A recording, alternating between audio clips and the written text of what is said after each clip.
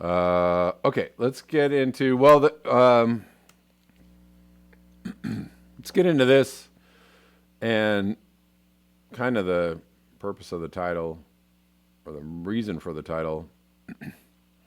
Kevin Anderson links a NASA climate study we'll get to the link.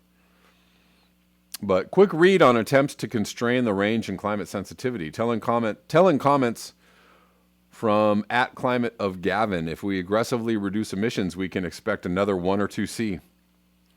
Aggressively reduce emissions. How aggressively? Even if we reduce all the way down, I'm sure we're in for many more C. But anyways, that's 2 to 3 C since pre-industrial, even for a low CO2 future. And again, of course, this is extremely conservative. Extremely conservative. Just another 1 C. You know, if we aggressively reduce emissions, this is the this is the everything's going to be okay, guys. We're on top of it. Kind of message that they're putting out there, like, okay, we still have time. You know, we're going to have to do this in the next 30 years, and we're going to have to get aggressive about these emissions. But if we do that, we're only going to get a 1 or 2 C rise. Okay, so, you know, even with all of that, like, I mean, just absolutely astonishingly, ridiculously optimistic, you know, goofball take on how it's going to go down. Even with the goofball optimism, we're still 1 or 2 C more, which is not. Remember, 1.5 C originally was a catastrophe. 1.5 C was absolute ruination. Anyways, he's linking this. I don't know if I can make this any. I'll make it bigger. Quoting Schmidt, the future trajectory of carbon dioxide will depend on what we do as a society. If we decide to burn all the fossil fuels we can find, we could reach 900 ppm by the end of the century. But if we aggressively reduce emissions, we could stay below 500 ppm, maybe lower. Well, when we're just talking about just CO2, right? Because we're already above 500 ppm CO2 equivalent. So even in this sentence, there's information being omitted, and there's reality not being realized. The climate sensitivity tells us what we can expect in terms of temperature between another 1 or 2 degrees Celsius for the low scenario, which would be very serious, to between 4 and 7 degrees Celsius for the high-end scenario, which would be, I mean, disaster might be an understatement. You could say extinction. Anyways, so he's linking a tweet from NASA Climate. Earth's climate is sensitive to changes in atmospheric carbon dioxide. By knowing just how sensitive, we can learn how to mitigate and adapt for future changes. Learn about the related study and its significance in understanding our warming world. Now can we get to this link? This is from last year, September 8th, 2020. Oh, and we covered this. We talked about this.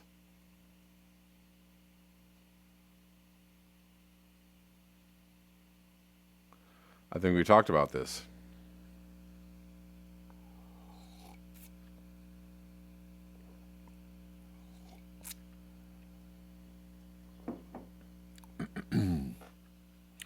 So what there were, basically to sum this up, this study was, well, good news, it looks like it's not going to get too bad. Bad news, it's definitely going to get bad enough.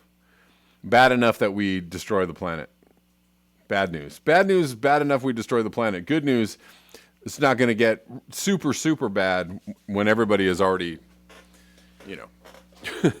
when nobody's around to really realize how bad it is, it won't get that bad. So we'll be fine then. Oh, yeah. And again, this whole thing about staying below 500, I mean 500 ppm. Good God. I mean, we're at 420 right now.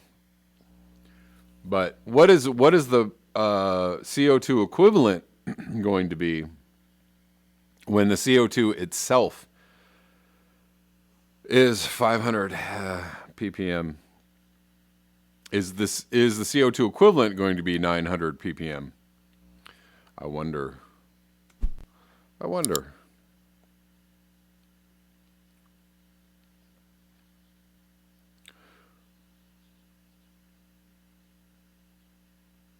So 1 or 2 degrees Celsius, that's if we do everything. And what is everything? What is it? What does a low emission scenario look like? How long does it take to get there? Rudel Zavedno says, have you already read the new Princeton study? 3 billion people will have to migrate at 1.5 C pre-industrial. Well, it's a lot of people. And guess what? We're very close to 1.5 C. I mean,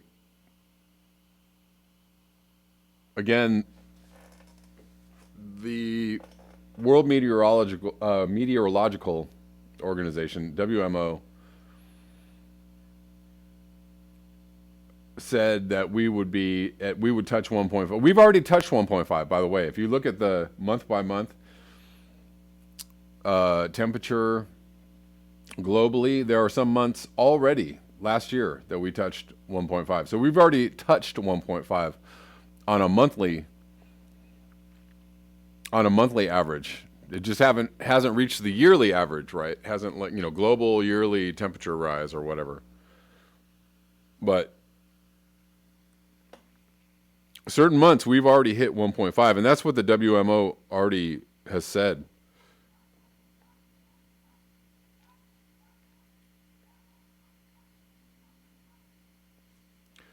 Sure, Jimmy John, yes, definitely.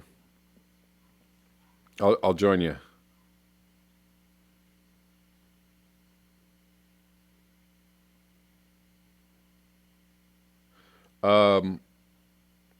Wendy DeLise says, at 440 ppm, the Greenland ice sheet will begin a rapid melting. Goodbye to river deltas then.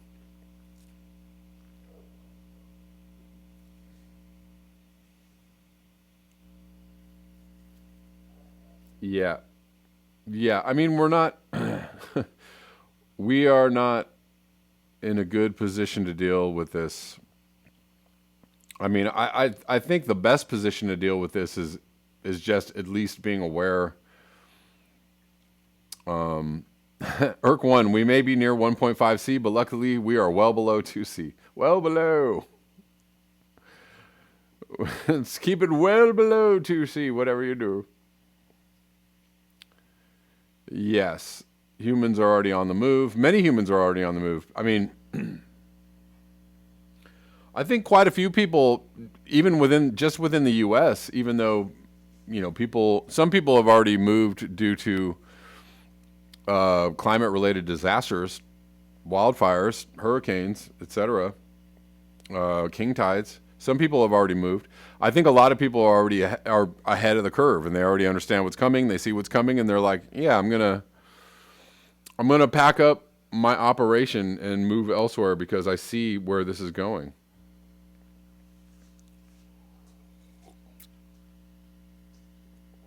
Yes, a dingo ate me baby. Says we have to fix this without playing into Klaus Schwab's hands and the Great Reset agenda.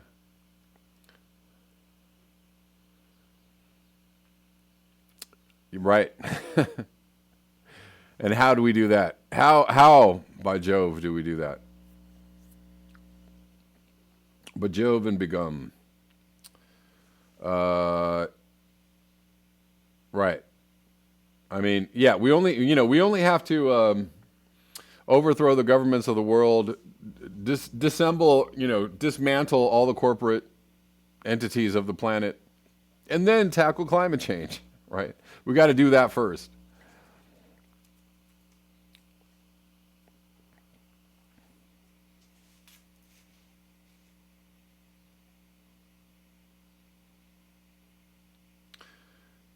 Anyways, let's move on to this. More discussion on the coming, population crisis, quote unquote, which is like, the sperm count is really low, and human beings are not going to be able to reproduce, much more in the future, and people are like, oh my God, what a crisis. But that might just be Earth's way of saying, slow it down, guys. And again, that's Earth's way of saying, slow it down, guys, right? That's not eugenicist talk. That's not like eco-Nazi talk. That's just like the planet going, nature saying, I'm good and you guys are good, right? You guys are good. We're gonna put some constraints on you since you don't know how to do that yourself. So that has nothing to do with somebody's evil plans or somebody's agenda or somebody's gonna do. I mean, this is already, we're doing it to ourselves, right? Like,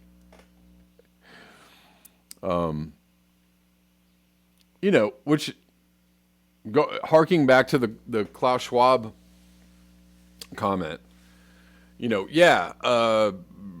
elites of the planet want to do really nutty things to control the population or the rest of the world while the world goes down. That's not good. But at the same time, we're just kind of doing it. We're already in the I don't know. We're already on the river raft. We're already going down the chutes. It's like, with or without an agenda or great reset, it's we're already, we've already triggered a whole bunch of crap. So I don't know, pick your poison. Experts sound the alarm on declining birth rates among younger generations. It's a crisis. Oh my God, what are we going to do? We're not going to have enough people to chew up in our system, right? We're not going to have enough people to exploit. There won't be enough bodies and consumers and, children to sell toys to. And by children, I mean adults to sell toys to. They're just, the thing is that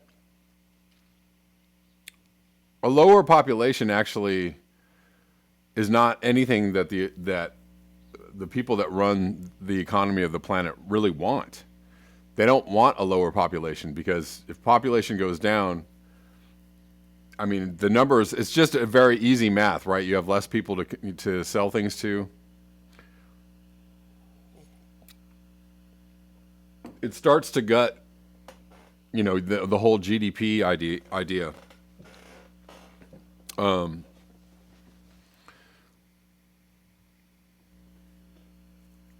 So they don't want a lower population. Do they want a sick and dying population to sell healthcare to, or sell medicines to, or sell, rooms in senior homes to? Absolutely they do. Because that's the, where the money is being made.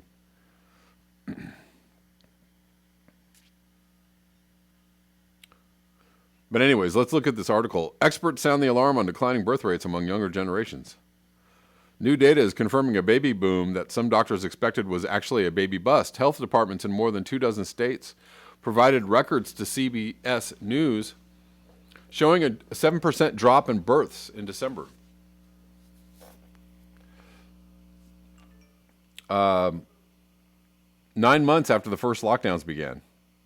So they thought people were going to be having babies because they were forced to stay shacked up at home. But nope, not so much. Researchers say it continues a much bigger plunge in fertility In recent decades, the number of babies the average woman in the U.S. is expected to deliver has dropped from nearly 4 in the 1950s to less than 2 today. The drop could present an entirely different risk to society than one that was first warned about decades ago. When an apocalyptic fear gripped America in the 1960s and 70s, the stakes in this battle are far greater than any other we have ever fought. Walter Cronkite said in a 1970 CBS News broadcast, the experts we interviewed told us population was the fundamental crisis. As the world stampeded toward 10 billion people, many researchers back then predicted that overpopulation would ruin humanity. Well, on some levels, it's true. It's just the effects of that have not been. It's just a slow moving ruination. The effects have not been felt yet. Biologist Paul Ehrlich once explained the threat as the population bomb, the title of a book he authored in 1968. But he was predicting sometime in the next 15 years the end will come. That didn't happen. But now they're like, oh, we're going to have fewer kids. Whatever are we to do? Okay. Well, why do you think they'd be? Why do you think that they would be declaring this a crisis? I wonder. Like, look at the messaging from this. The Brookings Institute has predicted a large, lasting baby bust of at least 300,000 fewer children in 2021. For Laura Lindbergh, who tracks reproductive data for the Guttmacher Institute, the decrease in births could be a sign of progress, a marker of women's equality and a freedom of choice, which is great. You're having less kids, but for various reasons. Maybe you're not having any kids or less kids, because you understand the impact of population on the planet. There's nothing wrong with that. That is totally, that's actually desired. The thing is like, pay attention to the messaging in this. Anyways, well, I'll read the end of this.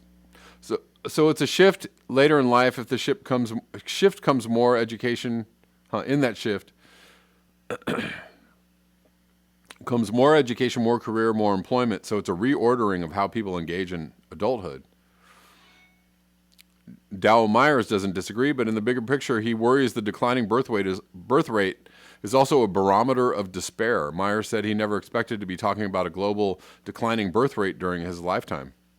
Asked what changed, he pointed to the burdens of life, the cost of housing, cost of education. All these things have become more and more difficult.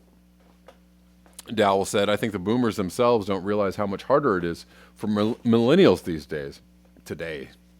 And they think, oh yeah, when we were young, we had to live, on very little money and we made do. And you can do the same. It's really a lot harder for young people today. It's amazing how much harder it is. Well, it's also harder if you are bombarded with images and messaging saying that you must have this, you must get this, you must live this way. This is how people live. This is how people are, this is how life is supposed to go. You're supposed to own a house by this age. You're supposed to have kids by this age. You're supposed to have,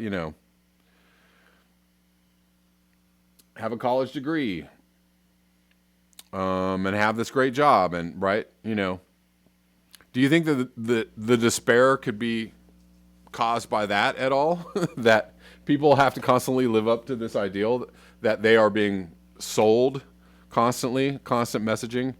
Here you go. This is what it means to live a good life. This is what it means to be an adult. This is what it means to be successful. Constantly bombarded with this messaging. And if you don't live up to that, if your life doesn't look in any way like that, the despair. You think that could cause it at all?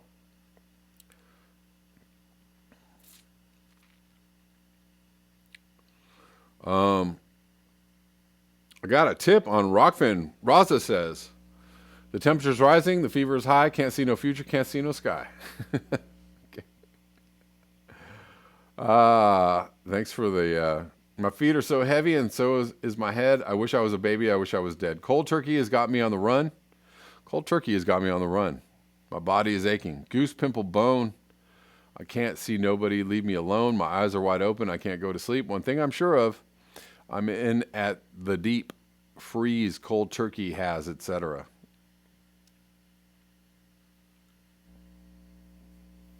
But I mean, I'm just interested in the messaging of that article because they're saying it's a crisis. Oh, by the way, I forgot to thank. I got another Rockfin tip yesterday from Earl Brown. Earl Brown tipped me on Rockfin. Thank you, Earl Brown. Sorry, I did not see your tip yesterday.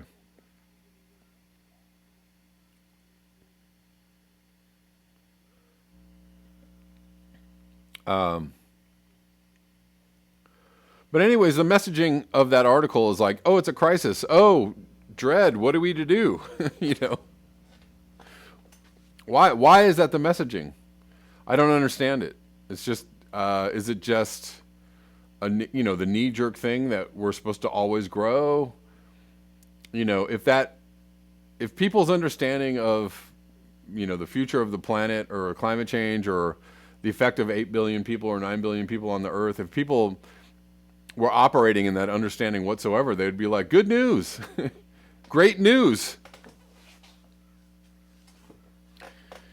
We're on the right path, guys. We're degrowing. We're degrowthing.